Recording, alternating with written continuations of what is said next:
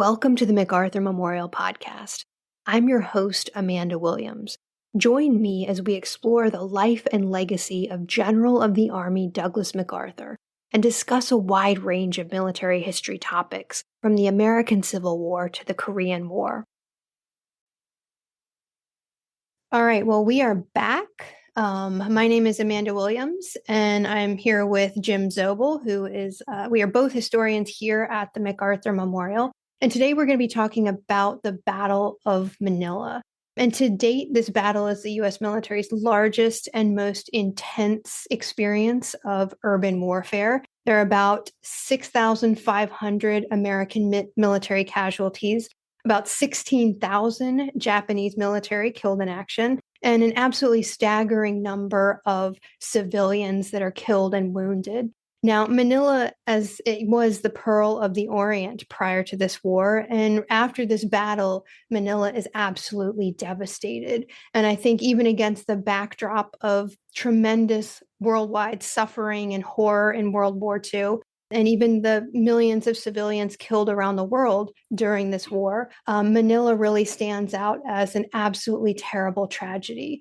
And it's a battle that more people should, quite frankly, know more about. So today we're going to talk a little bit about it. So Jim, why don't we set the stage here? What's happening in the Philippines in 1945, beginning of the year? Where are MacArthur's forces, and what is the status of Manila? Battle on Leyte is coming to an end. MacArthur's forces had landed there in October, and you've got in December, they turned all operations over to 8th Army, because 6th Army is what's going to land at Lingayen Gulf, and that's where the main invasion of Luzon is going to happen. Because of the Battle of Leyte, Yamashita is the commander in the Philippines on the 14th Army. That's Tomoyuki Yamashita. He had just gone in there in October. But he knows because of Leyte, they're not going to be able to put up like a mobile defense. And so now he's looking just basically to hold on as long as possible to delay the Americans from going on to Japan. So you're going to have in early January or late December, the last big supply runs from Japan coming into the Philippines. And they're landing in that San Fernando area, which is right up on the coast of Lingayen Gulf. And they bring in the 19th Division right after Christmas. And I think that, when those Oriyoko Maru survivors left, they left on the ships that had brought in that 19th Division. Mm-hmm. And after early January, one of the last big convoys, it gets obliterated by air power up there. So nobody's going to be leaving the Philippines anymore as far as Japanese. Nobody's going to be coming in. So Yamashita has divided his forces into these 3 groups, which will go into the mountains and hold off as long as possible. But there is the division between Japanese Army, Japanese Navy, and Yamashita does not have control of those naval forces, even though the Admiral Okawachi is going to leave Manila and go to Baguio on the north of Luzon with Yamashita. There are going to be about 16,000 Marines left there under this Admiral Sanji Iwabuchi. And he is put in command of those groups there. Now, the one group of Japanese that are right east of Manila is under this guy, Yokoyama, who's Lieutenant General. And he's got his group there to hold off in the mountains. And he takes control of that Iwabuchi group. And he says to them, deny Manila Bay, destroy everything there. But he doesn't give them the order to die to the death. So the thing is that nobody in the American side really knows what's going on in Manila. You've got a lot of guerrillas telling MacArthur that troops have moved up north. And so that's what he's going to be thinking when they go in there. But as it is, on January 9th, the 6th Army will land with about 75,000 troops.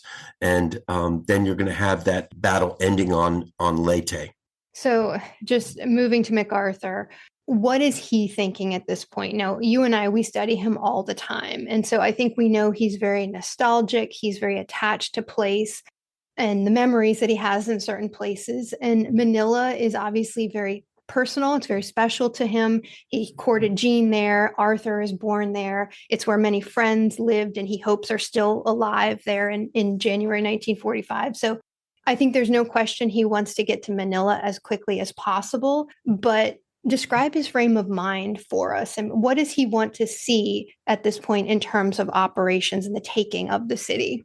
Well, you're exactly right. He's all he thinks about is Manila. January 1st, late December, they had finally gotten the word from the guerrillas on Palawan about the massacre there. The Japanese killed about 150 American prisoners of war there, and a handful of them escaped and made it to the guerrillas. So going into Lingayen, MacArthur knows that they have pulled off this extermination at a prisoner of war camp. There are about 5,000 civilians at Santa Tomas. There's another 500 at Bilibid prison that had just been brought there over Christmas. That was after that last contingent of POWs left Bilibid to go to Japan. There's about another 1,200 military prisoners still there at Bilibid. They think Bilibid's been emptied, but they know that all those people are at Santo Tomas, the prisoners. And so MacArthur also knows that Cabanatuan is still open. There's, a handful of American prisoners there, about 500. So he wants to drive south. The guerrillas have told him that people are already dying of starvation within Manila. They are not getting the food they need. And that's why I always say that, it's a good thing that the Americans did go back when they did, because you would have had a million people dying of starvation if they hadn't. And so he knows he has to get there early. When they first come in at Lingayen Gulf, Ultra, the code breaking organization, Ultra, that's producing that Ultra intelligence, they've deciphered that the Japanese army has closed offices in Manila. They've all gone north. They also know that Yamashita has pulled out all the civilian Japanese workers in Manila. They've all gone north as well. A lot of the civilians are going to, blame him because so many of them die up there in the northern reaches. And they said there was, no reason to take them out. As well, the code rooms of the Japanese have closed in Manila. And so MacArthur is thinking that they've pretty much pulled out of the city. Now, you've got most of your guerrillas saying that there's no food in there, but they are seeing that they have set up some tank traps in Manila. They are seeing that there's a agent named Vanderpool that goes into the Philippines, and he hooks up with those guerrillas that are down south, like the hunters groups and President Quezon's own guerrillas. And he's saying that they are building all these pillboxes in the south of the city at Fort McKinley. And we know that's where the Japanese thought that the Americans would come, was from the south. And so they were expecting that. They took all that hardware off all those sunken ships in Manila Bay, put them all down there. And so MacArthur is thinking they need to get there as fast as possible before the Japanese can really establish their defense. And so that's what he's thinking. As well, Robert Lapham, who's one of the great guerrilla commanders there, he was in the plains of the Tarlac Plain, and he said, that if the Americans had gone straight to Manila, they would have not avoided the battle. And that was his belief the whole time. That's what his guerrillas were telling him as well. This is what MacArthur believes. But when they land, you've got Walter Kruger, who's Sixth Army commander, has very different ideas from MacArthur, and so he's going to say that no, he's not going to make that drive on Manila until he's got forces sufficient to be able to secure that Lingayen base. Where they have landed. Right. And so you brought up Kruger. He obviously has a little bit different idea than MacArthur. And then, of course, there's General Griswold. Sure. You've got Lieutenant General Oscar Griswold there as one of the kind of key commanders on the ground under Kruger and MacArthur. So expound a little bit more on Kruger and what Griswold are thinking. Sure. And how it's different. Well, when they landed on Lingayen, the First Corps under Innes Swift is on the left side, and Griswold's 14th Corps with the 37th, 40th Division is on the right side. And immediately on those landings, the Japanese were hitting them on that left side, as they're making those landings. And they have a tough fight immediately when they get off, because the Japanese have pulled up into the mountains that are, off to the flank of Lingayen Gulf. And so First Corps has a very intense fight that almost takes off from the beginning. They have to start climbing into those hills to start suppressing the Japanese. That I think that you've got elements of this 357th Independent Mixed Brigades, elements of the 19th before they move out north, and they're going to be holding them off. Whereas Griswold's Corps, the 14th Corps, they're able to push inland very fast. And so they are pushing in, and their left flank is wide open because the First Corps can't keep up with them. So what Kruger wants to do is he wants to wait till the 1st Cavalry and the 32nd Division, who are still in operations on Leyte, they're going to land in late January, and he wants to wait till they get there so he can secure that flank and make a drive on Manila without worrying about Yamash's forces pouring out, because he doesn't know, what they're up to. This really gets under MacArthur's skin. He's constantly pressuring Kruger to get the drive going. Griswold is able to push, but he doesn't want to push too fast because his left flank is wide open, because First Corps can't keep up with that. And so MacArthur will constantly push Kruger. His chief of staff, Sutherland, is constantly saying, fire Kruger, but MacArthur will never order him what to do. MacArthur will say, I have to figure out another way to get him moving. He'll never order Kruger to do his bidding. And that's what Kruger always says, that even if MacArthur was totally mad at him, he wouldn't order him out of his frame of mind. So that is basically the reason why they don't make the drive early enough. But once they get those troops there, that 1st Cavalry and the 32nd, then Kruger will decide to make that move down into Manila. All right, I'm going to digress for a moment because I want to ask a question about this relationship with Kruger. And I know we've covered MacArthur and Kruger in another episode, but why do you think he doesn't replace him then? Do you think it's because he truly trusts him and maybe he remembers his own time as maybe a brigade commander and thinking, on a smaller level, like he knows better than me? I mean, do you think is that his way of kind of saying, I'm maybe not right about this, so I'm not going to fire you, I'm just mad at you? It has to do a lot with, the respect that they hold for each other. I mean, they're only a year apart, and, Kruger plans all MacArthur's operations. I mean, they give him the staff studies, but he's the one that coordinates all this stuff. And even though MacArthur's furious at him, and you've still got Sutherland saying get rid of him, MacArthur gives Kruger that 4th star. General Eichelberger, who runs 8th Army and is a lieutenant general, he won't get that. And he's always more like, sure, boss, whatever you need. And so I think it has a lot to do with the respect that MacArthur holds for him. And Kruger's not a West Point guy. He was a Mustang. Came up through the ranks. He was in the Philippines in 1890s. With the first Philippine-American War that happened over there. I just think he has, even though he's totally mad at him, and I think he just has that respect for Kruger that he doesn't hold for Eichelberger. But I mean, he'll play the two off each other constantly, and he'll go to Eichelberger and be like, Kruger's an old man, I can't get him to do anything. You got to be my Stonewall Jackson, and that's what he'll say to Eichelberger to get him all hyped up, He respects Griswold too, though, I guess, because I mean, he will continue to recommend him for things. Yes, he thinks Griswold is one of his best corps commanders. Right. And he said, Griswold was first with that South Pacific force under Halsey and had done all that great work on those island chains coming up through the Solomons. And once that gets put under MacArthur will rank him as one of his best. All right. Well, you've already touched on this a little bit, but here you are. You've got, MacArthur, these generals, they're planning to kind of move into the city, lay out where the Japanese are again and what's going on with them. They've divided up this naval force into these separate battalions. They'll take positions within the city. They've now built every giant concrete building into a fortification. You've got these other naval battalions down south. You've got this army group, the Kobayashi force up north, which is going to start all the fires as soon as the Americans get down there. What happens is after that 1st Cavalry and the 32nd land, Kruger will tell the 1st Cavalry, create this flying column, and I'm going to send you down to Manila. MacArthur comes right after Kruger's there and tells Vern Mudge, who's the commander of the 1st Cavalry Division, go to Manila, bounce off the Japanese, move around them, free the hostages at Santo Tomas, and take over Malacañan Palace. And so they'll create this serial of a squadron.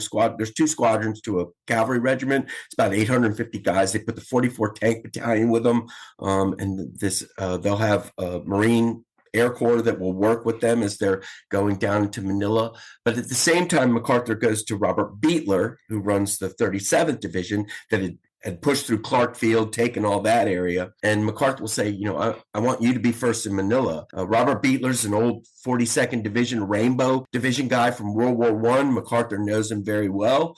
And so it's, using these people as a rivalry to get them to push in. Don't let the 1st Cavalry beat us, and don't let the 37th. The 1st Cavalry will make their move into Manila. They get in there, crossing these bridges. Vern Mudge even goes on the bridge and throws dynamite off, on one of them. And, you're going to lose your 44th Tank Battalion commander, Lieutenant Colonel Ross. The amount of battalion commanders that are going to be lost in this Battle of Manila is really staggering, showing that, it's not just the privates and everybody up front. Everybody's, in the middle of this thing. They get down to Manila, and MacArthur thinks that they're going to be able to walk right into the city and take it over. It hasn't, dawned in his head that the Japanese are really ensconced in there. He comes to Santo Tomas on 7 February. They had, been liberated on the 3rd. The 37th Division had gone in, liberated all those people at Bilibid prison the next morning. And so even though they've got him, MacArthur comes to visit Santo Tomas, and right after he leaves, the Japanese start shelling it, killing a lot of prisoners, and the fires start. They burn the whole north of the city. But MacArthur has gone back to his Hacienda Luisito, which is up in Tarlac, pretty far away, and he had been there with Griswold that day at the Santo Tomas, thinking, boy, the city's so quiet, we can just move across the Pasig and take it. And Griswold was like, no, this thing is gonna explode. And I don't think it's till Bill Dunn, who's that CBS guy, who's, up in the city the whole time, gets back there on like the 10th at Tarlac and tells everybody in the staff, this is not going to go well. MacArthur had announced the city was taken on the 7th, and you've got 3 weeks of some of the most brutal fighting that's ever happened. And so he believed, I think, that they would get there, and because there was no reason to defend it. It was just nihilistic. It was completely, the place is flat. There's no defensible properties. You're going to lose. But the Japanese had gone there, and they situated themselves to last for the next 6 months as far as food. And so people say they should have just bypassed the city. They couldn't. The Japanese were going to kill everybody anyway. And the atrocities start as soon as the Americans get there. Fort Santiago massacre, the German Club massacre, the Red Cross massacre, church massacres. It's just insanity, and it didn't make any sense at all. And I think that's why MacArthur was so adamant that they wouldn't defend it, because there was no reason to do it. And Yamashita never declared it an open city because he said that would show bad face if we did that, even though MacArthur had done that. So, Yamashita will come out later on saying, I told them to leave. I didn't know what was going on. Yokoyama had that message to him, defend these places, but it wasn't like a, to the death order. But that's what Ibuchi's going to make it. And so you're going to have, they say up to 100,000 people murdered in the city because of this. MacArthur won't let them bomb the city aerially, but he'll give them go ahead to plaster the place with artillery because they've really, that's what they have to do.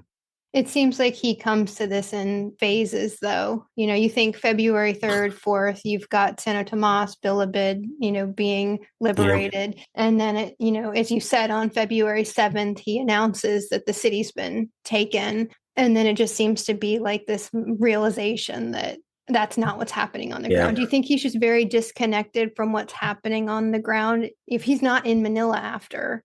Yeah, I think, and we've talked about this before. I think MacArthur does his best to will things to happen, and I think he had just had it in his mind that there was no reason why they would do this. It's not going to happen. It's going to be empty, and he's wrong, and then it just, you've got a bludgeoning drive by the 37th across the Pasig. The 1st Cavalry is going to swing south and then move across the city. And the 11th Airborne is going to come in from the south, and they're going to have to fight for every single inch.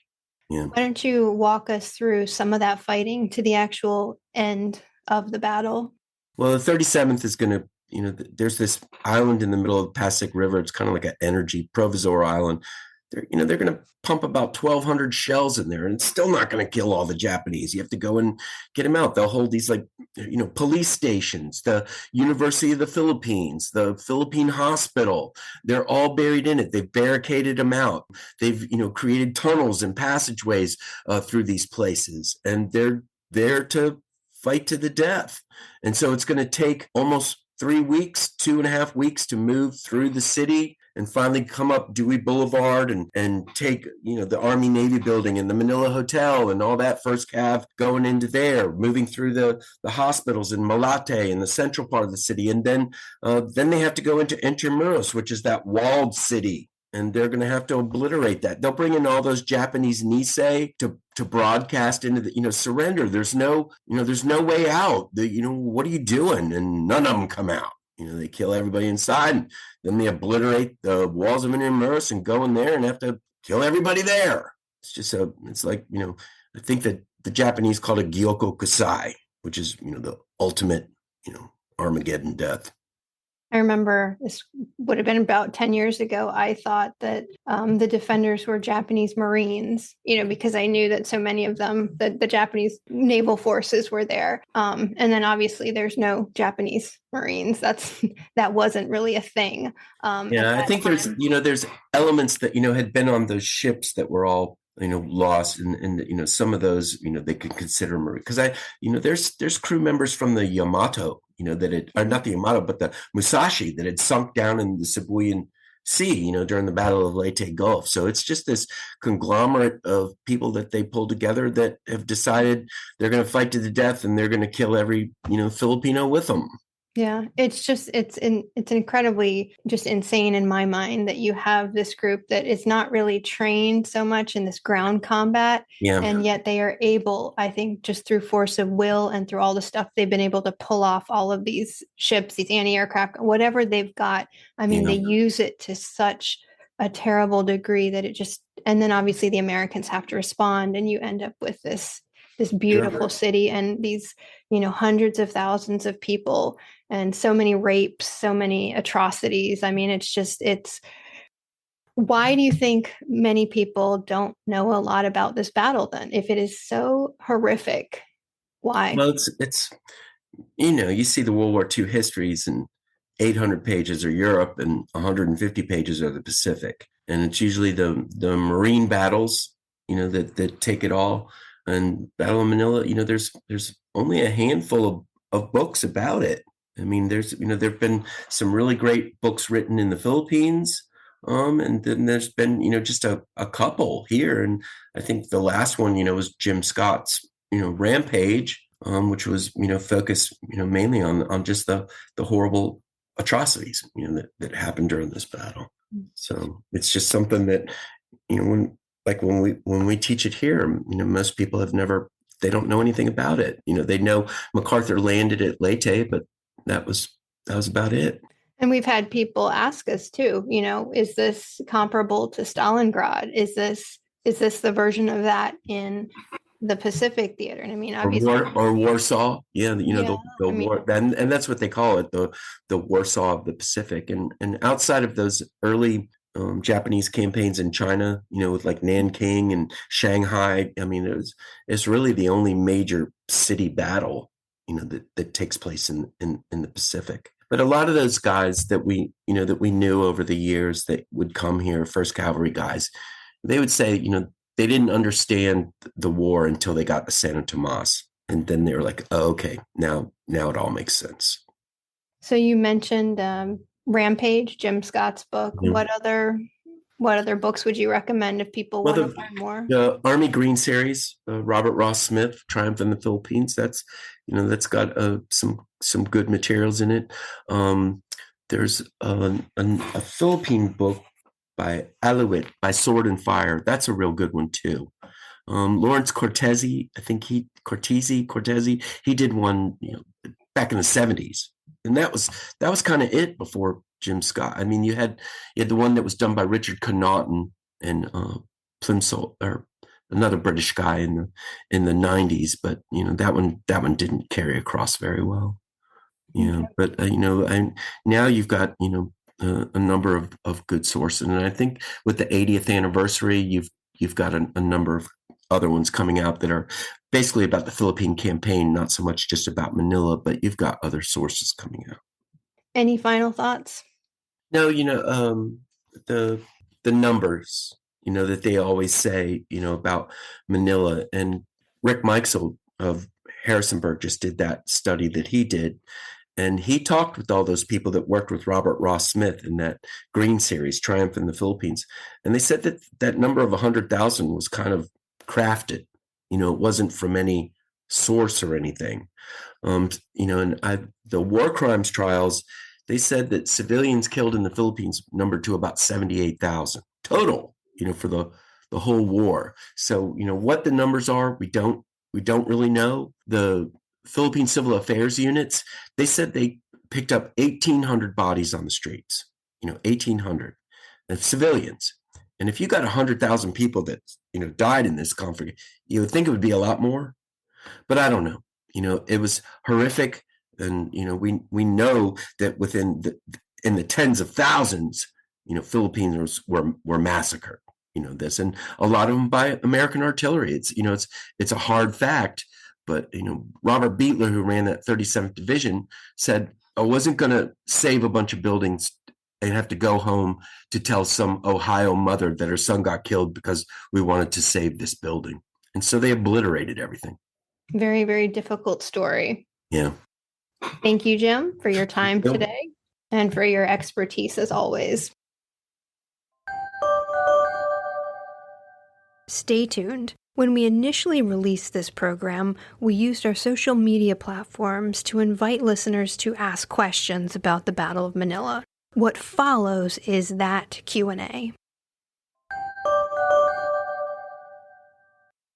All right, well, we are live again, Jim and Amanda here at the MacArthur Memorial, and a few days ago we released a video on YouTube and a podcast about the Battle of Manila, and we solicited questions about that topic and said we would do a live Q&A if there were questions, and thank you for submitting questions. We do have some today, and so we're going to go through those now.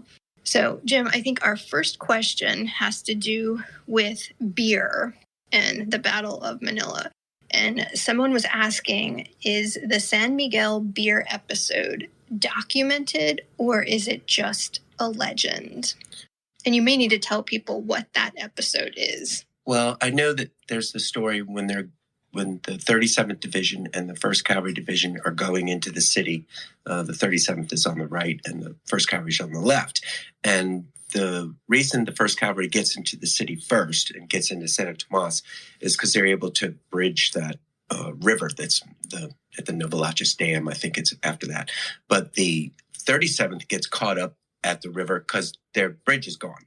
And right on the other side of the river is the Balintawak Brewery. And I know that there's stories of, guys coming out with their helmets full of beer, and because the whole place gets stopped, the place gets raided, so to speak.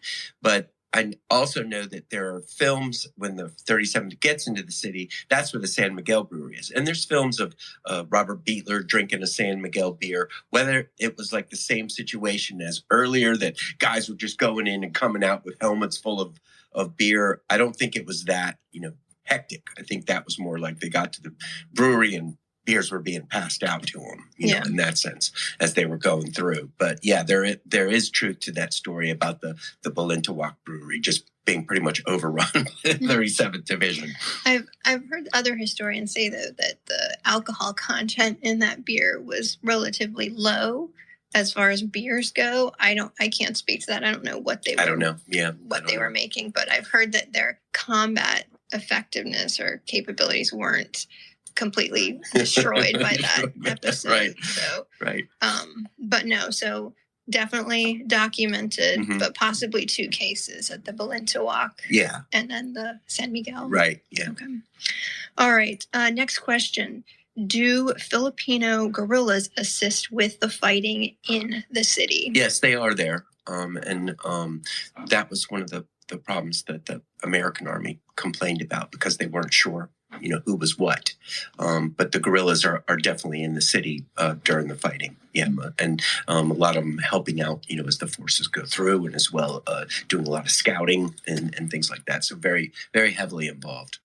All right. The next question is about the United States Marine Corps. And the question is basically, why are there no Marine Corps ground troops in the Philippines campaign, which includes that Battle of Manila?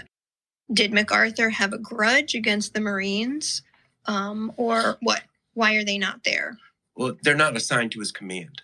Earlier in the war, the 1st Marine Division had been assigned to MacArthur's command, and he used those for the Cape Gloucester landings in December of 1943. But in April of 44, they were taken back by Nimitz's forces because they were going to be used in the Peleliu operation.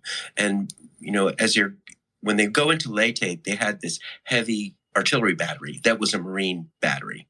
And they are part of because they're part of that 24th Corps that is loaned to MacArthur's forces as they go into Leyte with the 7th and the 96th Division that are used in the south down by Duloc. So they are part of that. There are Marine Corps elements like we talked about that were covering that Santo Tomas raid, and they were the close air support for those guys. But there's no Marine infantry units that are assigned to MacArthur's theater at that point. And it's not so much no, I don't want them. I mean, when the 1st Division left MacArthur's command, he was really, kind of upset, because he liked being able to say, my Marines. Right. Yeah. Right. And you'll find throughout the rest of his career that MacArthur's the biggest advocate for the Marines there is, basically, especially as you get to Incheon and then in Korea, he sees them as the top fighting force. Right. All right. I think in the podcast, we did talk about some of the books on the battle that are available, but someone wanted, I think, another list. What books on the battle are available in the Philippines as well as in the USA? Yeah. I think when we did the video, we put up a lot of those books that we had. And, I talked most about all the ones I know. This was the only one that I found that I hadn't read yet that's in our collection. And it's Warsaw of Asia, the rape of Manila. We talked about that in the video about it being called the Warsaw of Asia. There is a new one that just came out, though, which I found out just yesterday, which was crazy. Nick Sarantakis. He's been doing work on this for a long time, and his book about Manila just came out. The theory in his book is that the destruction of the Japanese in Manila really sealed the doom of Japan, and that was the marked time frame of when American dominance in the Pacific begins. Is at that point with the fall of Manila. I haven't seen the book yet, but I'm looking forward to seeing it. But no, we talked about that. There's a dearth of titles in America. There's probably a lot more in the Philippines that we just don't know about. Right. We have many books here. That we were talking about by Sword and Fire, and this one by Escoda. The accounts of people that live, like you said, the Santo Tomas internees and other they all memoirs. Talk about it, Right. Yeah. But it's just books definitely about it. We have this new one coming out. I feel like you normally tend to see the battle mentioned as a chapter in a bigger book about the study of something. You don't tend to see a lot of monographs just on that. Right. Yeah. But no, I agree. Well, that new book coming out should be interesting. I look forward to it. It might influence the ongoing Formosa Philippines thing that everybody likes to continue to debate. Okay. We also had several people questioning the civilian death rate during the Battle of Manila. So can you clarify again the estimated loss of life among civilians during the battle? Well, I saw on the YouTube channel that there was somebody commented, that the numbers we were talking about sounded revisionist, that this was a revisionist. But, I said in there that 78,000, the number that we have today is 100,000, maybe more. Some people, put it up into, 300,000. But that 78,000, that was the number from 1945. And that was the Allied prosecutors that were prosecuting the Japanese for the atrocities in the Pacific, that was the number they put on it. So, I mean, really, that's the original number, and anything coming after would seem that's revisionist, Right. But the thing with the Robert Ross Smith book that I was talking about, the team that put together that 100,000 number, it was a crafted number. It wasn't like from sources. Mm-hmm. So, I mean, it's not to say that there's less than, has been said. There could very well have been 300,000 people, but we just don't know. There's no, they were using the mass graves. Who knows how much, Filipinos were bearing things that the Americans didn't know about, which I imagine was a great deal. But it's just that we can put the numbers on the atrocities, at these various places we were talking about, because the Americans went and investigated all those, and those, to be used in war crimes later. So, I mean, originally that was the number 78,000. It's come up more. Now people say it's just hundreds and hundreds of thousands, but we don't really know. Right. And civilian casualties are always harder, it seems, to measure, know. Well, it's, and it wasn't just Manila. Down in Batangas and Lipa and these other places, they were executing, thousands there. And we've talked to people before about that, that it's different everywhere you are. It depends on what the Japanese commander's mindset is in your area. Because there's other places where Filipinos have said they were very good to us, they protected us, so it kind of depends on who you're under. Yeah. Okay. And then I think the last question is, how has the physical landscape of the city been affected by the battle? And this could be in terms of architecture, city layout, and, what was the rebuilding like? It took a long time. I mean, everything was pretty much destroyed. All the major government buildings, the National Assembly building, the Agricultural building, the Commerce building, the Manila Post Office, all of Intramuros, those walls. I mean, basically the eastern wall was just destroyed. It means 30 feet high, 30 feet wide, and it's, gone because they obliterated it. They rebuilt all those buildings, the Manila Hotel, the Army Navy Club, those kind of places. They restore a lot of those hotels that were downtown, but large swaths of it, up in the north and down in Ermita, those were all burned out. And so, I mean, it's been a hodgepodge building back in Manila. So it wasn't built back exactly the way it was, but they reconstructed all those walls again at Intramuros, and they've, the cathedral inside was destroyed. It was gutted pretty much. But if you go there now, it's got a lot of nice things in there, most definitely. So, I mean, 80 years, they built back quite a bit of it, but it was just completely destroyed. And you've seen the pictures. Everybody has it. It was just gutted, gutted completely. Yeah. I think I actually got an email about that last video, and the person was saying that they were just imagining, had this happened to Paris, or something like that, and that people probably need to think of it as almost a situation like that from like a cultural and just from a kind of just a general standpoint. The loss of the city and the destruction is just almost incalculable. And that, had we had to go do something like that in Paris, or had Rome been kind of leveled like that, just, what an absolute loss. Cultural that would loss. be, Oh, right? sure. Yeah. And, that's what most people talk about, is just all that Spanish heritage and everything that was destroyed. And it's, Hitler wanted to do the same thing to Paris, and it was only his generals that said, no, we're not doing that. Yeah. So, it's crazy. Just crazy. Any other questions? Is that it? I think that's it. I didn't see any more, but those were good ones. Thank you. Yeah. Thank you for those questions. And I think we'll have to do this again sometime. Do another Q&A. Okay. We hope you enjoyed that episode. If you have questions, comments, or topic suggestions, the MacArthur Memorial team wants to hear from you.